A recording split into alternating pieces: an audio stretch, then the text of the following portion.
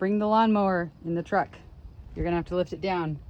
Grab it in the front and the back, lift with your legs.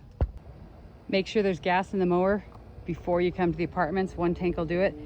We got to take these sprinklers out and then we're going to mow this front lawn. The sprinklers are on the rocks. We're not going to hit them. We're ready to go. When you're mowing this lawn, don't get grass clippings on this bark. They don't just blow away. They just stay there forever and look terrible. I've gone around once with the mower facing in. This steep hill I kind of did across or down it so I didn't have the mower tipping over. Next time I'm going to go the opposite direction around the circle each time so that I don't continually throw the long grass to the center, because then it's going to get in great big clumps. So I'm going to kind of throw the grass out and it should get spread out well enough that I'm not going to have to go mow it a second time. Done with the front lawn. Took about 10 minutes from time of arrival to finishing that.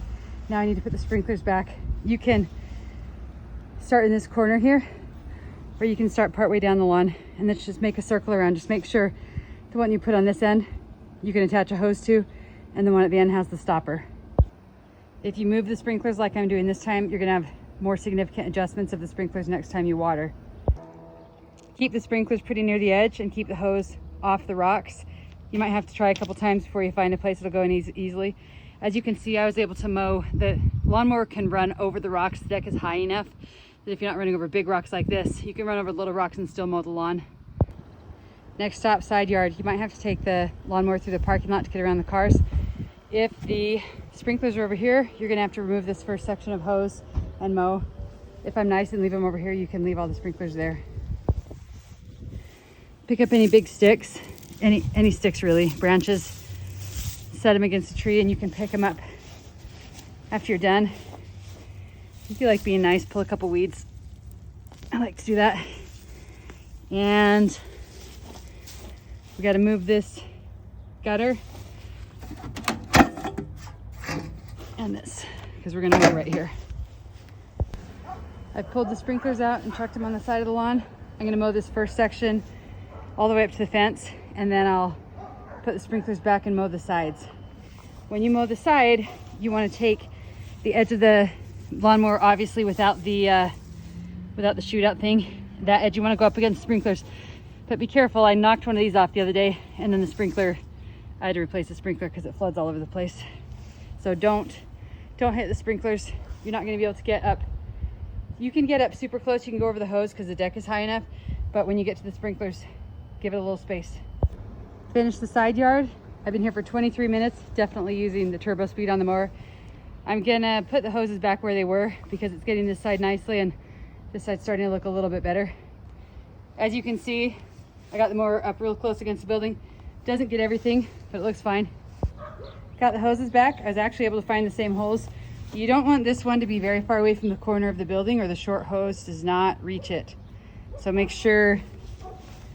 So as a result, we end up with this sprinkler kind of in the middle of the lawn over here, and then it gets stretched right over so that doesn't lay against the edge of the building. Last section, the back. The grass is always really tall over here, so I'm going to go around the edge with the shooter facing towards the center, and then after that I'm going to have the shooter face towards the outside all the time. This fence is a pain. You kind of, if you can, when you come by it, you can kind of push it up as you go by it. Yeah, it's kind of awful. You want the mower to get under it, but you don't want to be knocked over by it. And then when you get to the end, you've got a bunch of really dry grass at the end. We need to keep those weeds mowed too.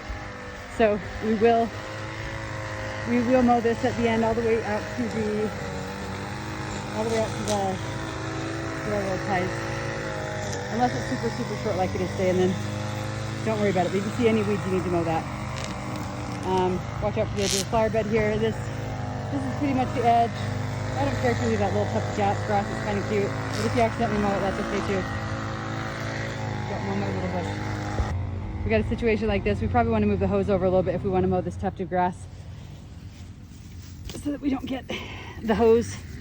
Now the hose is down low enough that the mower deck isn't going to get it. So now we can go ahead and mow that grass. And again, do not go too close to those sprinklers. We've been here for 32 minutes. Now it's time to go put back those gutter parts. This is along the edge of the building. I've blown back some grass at it, whatever. You can't get too close to this because it's like impossible with the mower. Whatever, it's done.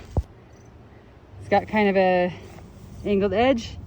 That bottom angle goes on the bottom. We match up the seams. See those seams? There we go.